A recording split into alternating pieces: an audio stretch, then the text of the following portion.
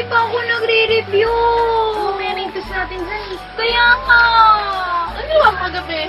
Nag-text, tumawag, kumain, natulog, lahat Ba ba yan? ginawa ko, pero ako nag-review. Gusto mo nga, mamaya nga ako na yan ha. Ah. Kain mo na tayo. Review ka dyan. Sige, Ayan, bye-bye. Bye-bye.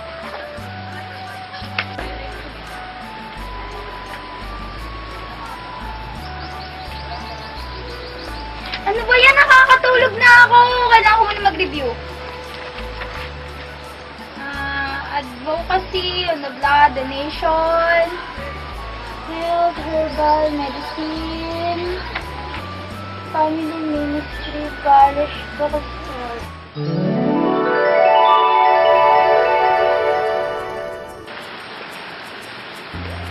Wala, nasan ako? Parang kanina, nagpiliti lang ako Ikaw talaga ba, Nick? Bakit? Tulog ka ng tulog, may pasok ka mamaya. Ano nga pala? Ako na bahala. Tutulungan kita mag-review.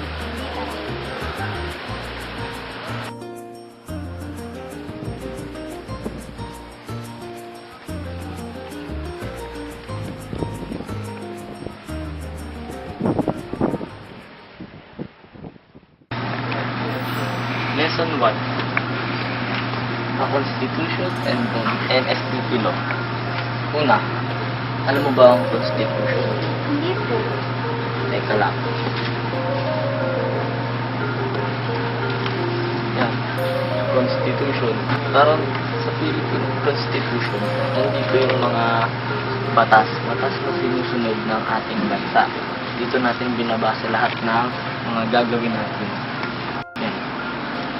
Tapos, ayon sa 1987 Constitution, yung Republic Act 9153 o tinatawag natin NSTP Law o National Service Training Program.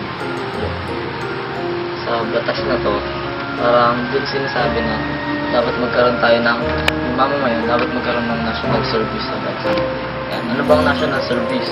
Yung mga national service, mga activity kung saan gumagawa tayo ng kung ano-anong bagay para makapag-contribute sa national security, development, or national welfare.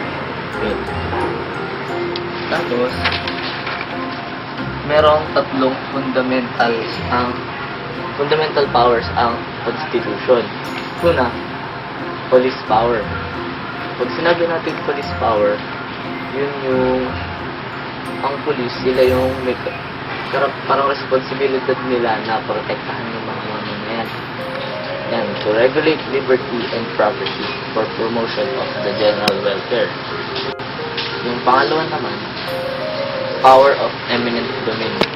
Ibig sabihin nito, yung government, pwede silang mag-forcibly acquire ng private property para sa project nila for public use. Example nito, yung pag-acquire nila ng property sa pagpapatayo nila ng LRT at MRT. Lahat ng matadaan ng project na pwedeng i-acquire ng government. Yung pangatlong power naman, fundamental power, ay yung power of taxation. Dahil sa power of taxation, yung mga mamamayan ng bansa, ng society, dapat magbigay sila ng buwis sa government o sa BIR, Bureau of Internal Revenue. Dahil yung buwis na yun yung parang pinaka-contribution nila sa government para sa mga maintenance ng projects. Tapos, yan, concept of NSTP. Una, ano ba yung NSTP? National Service Training Program. Ang National Service Training Program ay yung pag-e-enhance ng civic consciousness tsaka defense preparedness ng kabataan. Yan, kaya tinuturo sa eskwelahan para sa youth. Meron tatlong components ang NSTP. Yung CWATS, ROTC, tsaka LTS.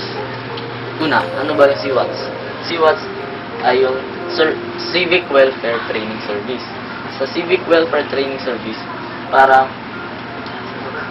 yung mga kabataan magbibigay sila ng program and activities sa community para sa general welfare and betterment of life.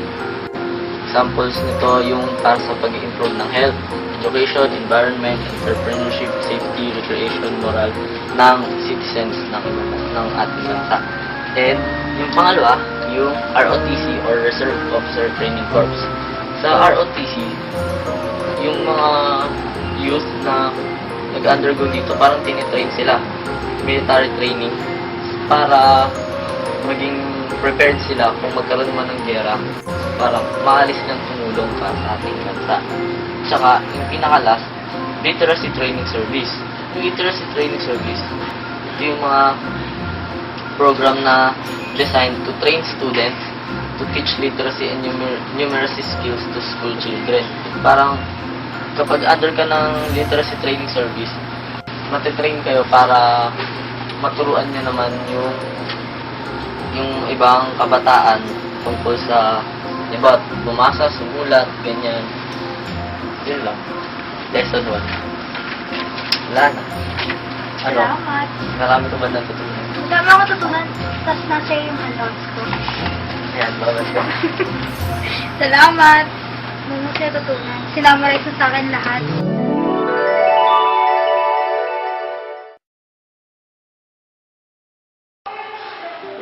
Bimuling-muling, nakalido ka ba na about sa lesson 2? Ipa.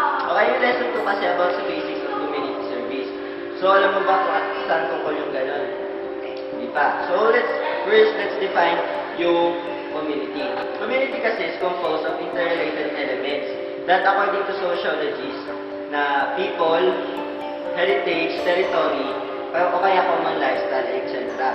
So, maraming types ng community, which meron din tayong community sa atin. Unang type ng community ay yung rural, which yung mga remote area, tapos malapit sila sa mga parang gubat-gubat sila. Kasi yung neighborhood nila, malalaki yung distansya, malalayo. So, next naman yung urban. Yung urban naman, ano na sa atin yan, natural na sa atin yan. Kasi dito tayo, yun yung uri ng ating society. Kasi yun yung mga tinatawag na cities or towns. Yung suburban naman, yun yung mga residential area. Mahirap siya i-define kasi malapit lang talaga ang definition niya sa urban. So yung suburban kasi merong political autonomy doon. Ngayon naman, tuturo ko yung facets ng community service. May tatlong types ng community service. Yung una, service learning. Yung isa, volunteerism. Yung isa naman, paid service. Tandaan mo na, yung una-una, service learning.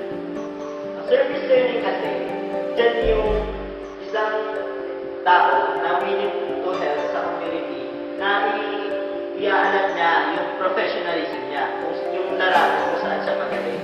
Tapos yun, pwede siyang magturo. Kasi isang isang pinaka-typical na gawain sa service learning, yung education. Pero maraming tipo pa ng service learning ang pwede gawin. So, yung sunod naman, volunteerism. Sa volunteerism naman kasi, dyan yung mga taong talaga nag-volunteer sila para tumulong. Walang bayan, wala talagang bibigay sa kanila ng gobyerno. Basta pagod sila. Gusto lang nila tumulong para gano'n.